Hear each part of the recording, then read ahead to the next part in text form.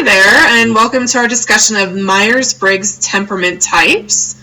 I'm Jan Shegda of Clarity Coaching, and I'm starting this video blog series to tell us all a little bit more about not just our particular Myers-Briggs types, but our temperament categories, which I think are especially useful in understanding how we can get along with each other better and understand each other. So the Myers-Briggs, as you may know, is one of the most widely used tests of its type in the world. It's often used in business settings as well as personal, and I use it in both as well.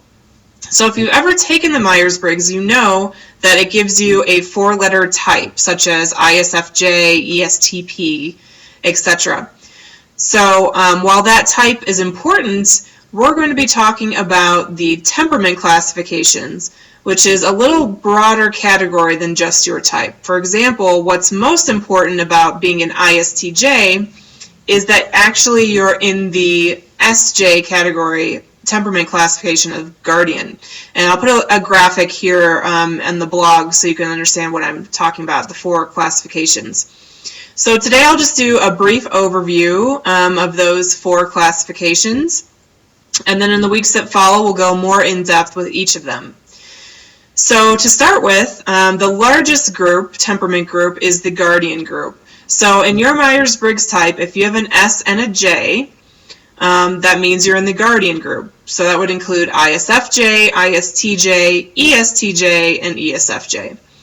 So Guardians make up 46% of the US population. They kind of run our world, so it's especially important to know who we're dealing with, whether that's our type or not, because we're kind of living in a society that's very Guardian heavy. So what's most important to Guardians? Well, they're concrete, cooperative people. So first part of that is concrete. That means they like things about the five senses. So what can I see, touch, taste, smell, hear? What's realistically in front of me? And then they're cooperative. They want to make sure that everyone can get along, that the cooler heads prevail, that the most important things get done. And they really do want to accomplish things for the good of society. They're very cooperative in that sense. And Guardians, really what makes them tick is doing the right thing, being the best parents, teachers, role players in their work as they possibly can be, and they live by an internal standard of what's right, what's correct, what's noble. And really, their lives revolve around that, making sure that they're doing what's right, what's noble, according to their ethos.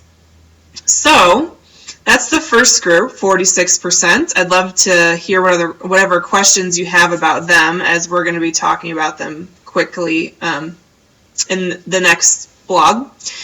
So the second largest group are the Artisan group, and they make up 22% of the US population. So even though it's the next largest group, it's quite small, right? 22% versus 46%. So Guardians definitely have the largest numbers.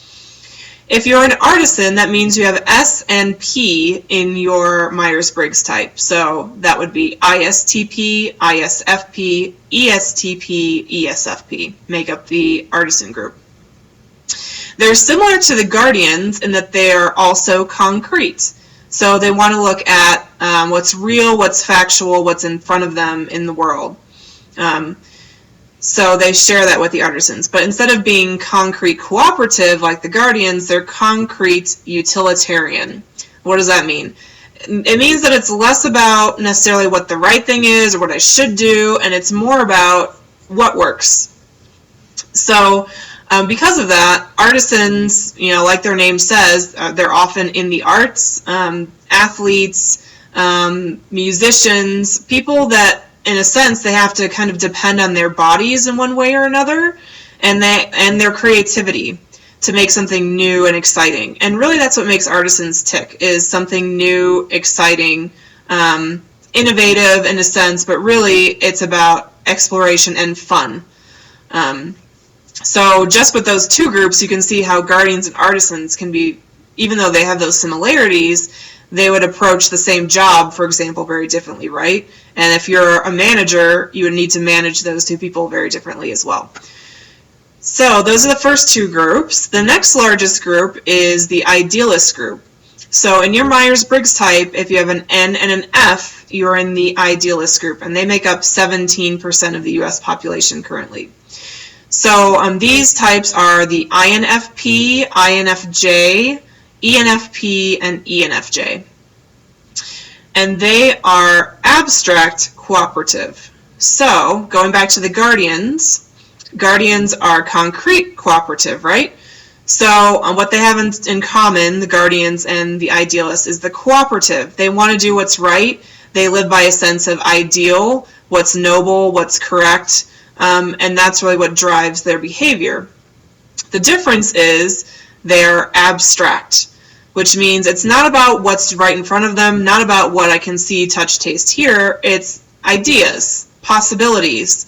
So because of that, instead of being like the Guardians, who are very concerned about doing the right thing in the physical world, NFs are concerned of doing the right thing in the ideological world. So that could be things like politics, personal growth, or counseling or coaching is a field that a lot of NFs flock to.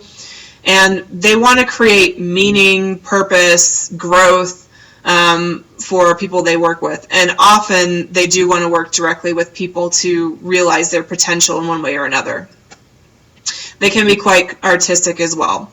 So the comparison now between the Idealists and the Artisans, so SP and NF, they're completely opposite in the general way they look at the world. So going back to the Artisans, they are concrete and utilitarian, which means in the moment and what works. And the NFs are abstract cooperative, so ideas about what's right. So sometimes we can see the most fundamental differences between those two groups in terms of opposites. The final group, final temperament group, is the rationals, and the rationals make up 15% of the U.S. population. So in your Myers-Briggs type, if you have an N and a T, that means you're in the rational group. So this would be INTJ, INTP, ENTP, and ENTJ. And rationals are similar to the Guardians in that they're the exact opposite of the Guardians. So again, Guardians are concrete and cooperative. Rationals are abstract, utilitarian. So abstract ideas, what's possible, what things mean, looking a little bit deeper behind the data that's in front of you, and utilitarian, what works. So because of that, NTs are visionaries, they're strategic, they're often very scientific. So when you think about someone that comes up with a brilliant mathematical theory, often they're an NT because they're thinking about an idea, what's possible and what could work. NTs typically are happiest when they're being innovative and ingenious, finding a new way to do something, whether that's militarily or mathematically, or often they work in corporations and rise up to leadership.